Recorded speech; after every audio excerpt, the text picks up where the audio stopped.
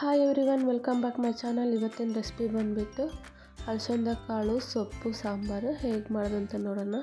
ಇದ್ರ ಜೊತೆ combination chapati rice ಜೊತೆ ಚೆನ್ನಾಗಿರುತ್ತೆ. ನೀವು ಕೂಡ ಟ್ರೈ ಮಾಡಿ ಹೇಳಿ. ಇಲ್ಲಿ ಅಲಸಂದೆ ಕಾಳನ್ನ ಹಾಕ್ಕೋಬೇಕು ಕುಕ್ಕರ್ನಲ್ಲಿ.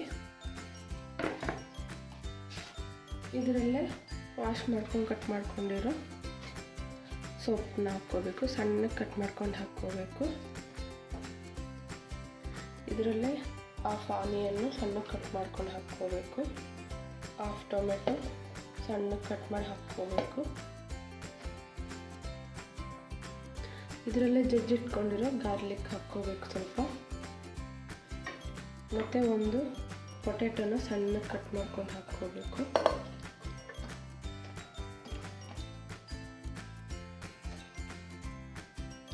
ಸ್ವಲ್ಪ ಹುಣಸೆಕಾಯಿ ಹಾಕ್ಕೋಬೇಕು.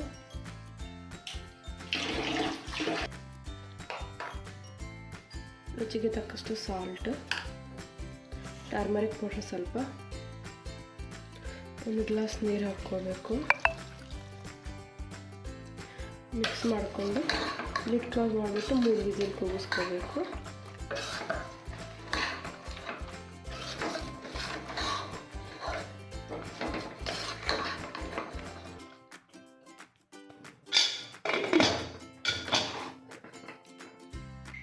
ನಾನು ಜಾರಲ್ಲಿ ಒಂದು ಕಪ್ ಆಗೋಷ್ಟು ಕೊಕೊನಟ್ ಹಾಕ್ಕೊತಾ ಇದ್ದೀನಿ. ಇದನ್ನು ನುಣ್ಣಗೆ ಗ್ರೈಂಡ್ ಮಾಡ್ಕೋಬೇಕು.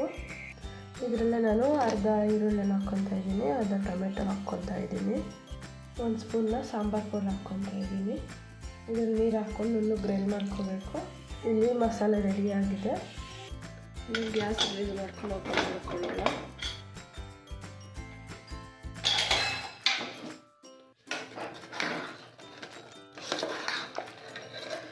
ಬೇದಿದೆಯಲ್ಲ ಒಂದ್ಸಲ ಚೆಕ್ ಮಾಡ್ಕೊಳ್ಳಿ. ಇದರಲ್ಲೇ ನಾವು ಗ್ರೈಂಡ್ ಮಾಡ್ಕೊಂಡಿರೋ ಮಸಾಲೆನ ಹಾಕ್ಕೊಳ್ಳೋಣ. ಚೂರು ನೀರು ಹಾಕ್ಕೊಂಡು ಒಂದು 5 ಮಿನಿಟ್ಸ್ ಬೇಯಿಸ್ಕೋಬೇಕು. ಇದನ್ನು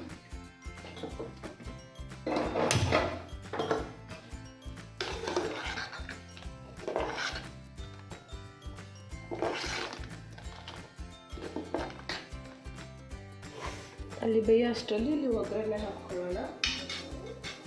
ಇಲ್ಲಿ ಕಡಾಯಿನ ಬಿಸಿಯಾಗಕ್ಕೆ ಇಟ್ಕೊಂಡಿದ್ದೀನಿ. ಇಲ್ಲಿ ಕಡಾಯಿ ಬಿಸಿಯಾಗಿದೆ. ಇದರಲ್ಲಿ ಆಯಿಲ್ ಹಾಕ್ಕೋಬೇಕು. ಆಯಿಲ್ ಬಿಸಿಯಾದ್ಮೇಲೆ ಸ್ವಲ್ಪ ಸಾಸಿವೆ, ಜೀರಿಗೆ ಸ್ವಲ್ಪ, ಕರಿಬೇವು,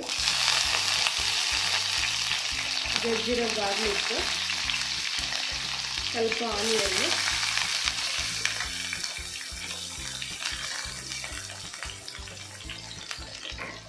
ಇದನ್ನೆಲ್ಲ ಫ್ರೈ ಮಾಡ್ಕೋಬೇಕು. ಇದರಲ್ಲಿ 2 ಗ್ರೀನ್ ಚಿಲ್ಲಿ, ಟೊಮೆಟೊ ಸ್ವಲ್ಪ,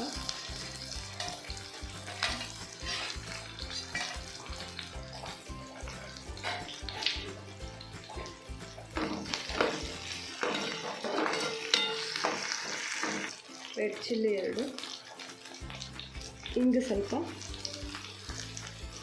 ಎಲ್ಲ ಹಾಕ್ಕೊಂಡು ಚೆನ್ನಾಗಿ ಫ್ರೈ ಮಾಡ್ಕೋಬೇಕು. ಇಲ್ಲಿ ರೆಡಿಯಾಗಿದೆ ಒಗ್ಗರಣೆ. ಇಲ್ಲಿ ಸಾಂಬಾರು ಕೂಡ ಬೇಯ್ದಿದೆ. ಇದರಲ್ಲೇ ಒಗ್ಗರಣೆ ಹಾಕ್ಕೊಳ್ಳೋಣ.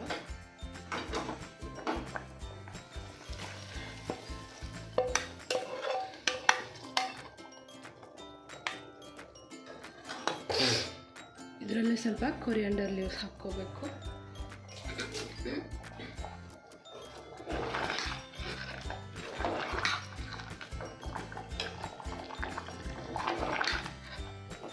ಚೆನ್ನಾಗಿ ಮಿಕ್ಸ್ ಮಾಡಿಕೊಂಡು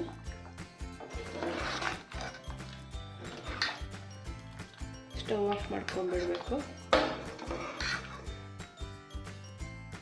ಹೈ ಪ್ರೋಟೀನ್ ಅಲಸಂದೆ ಕಾಳು ಸೊಪ್ಪು ಸಾರು ರೆಡಿಯಾಗಿದೆ. ಈ ರೆಸಿಪಿ ನಿಮಗೂ ಇಷ್ಟ ಆದರೆ ನೀವು ಕೂಡ ಟ್ರೈ ಮಾಡಿ ಹೇಳಿ ಹೇಗಿದೆ ಅಂತ. ನನ್ನ ಚಾನಲ್ನ ಲೈಕ್, ಶೇರ್, ಕಮೆಂಟ್, ಸಬ್ಸ್ಕ್ರೈಬ್ ಮಾಡಿ. Thank you for watching my video.